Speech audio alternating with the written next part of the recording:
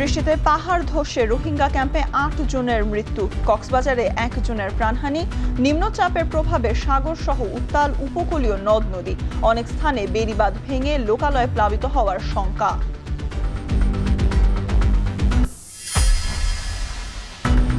প্রধানমন্ত্রী তারেক রহমানকে সৌদি আরবের সফরের আমন্ত্রণ যুবরাজ মোহাম্মদ বিন সালমানের। রাষ্ট্রদূতের সঙ্গে সৌজন্য সাক্ষাৎ, স্বার্থ সংশ্লিষ্ট বিষয় নিয়ে আলোচনা।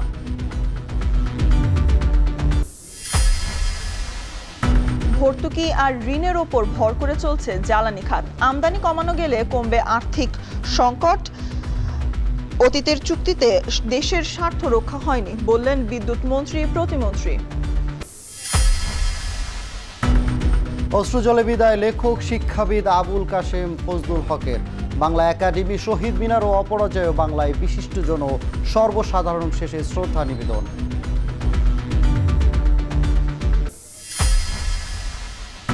তেহরানে আয়াতুল্লাহ খামেনির প্রথম জানাজা শেষে ঐতিহাসিক শোক যাত্রা শুরু। লাখ লাখ লোকের অংশগ্রহণ। গ্র্যান্ড মোসাল্লা কমপ্লেক্স থেকে গন্তব্য কোম শহর।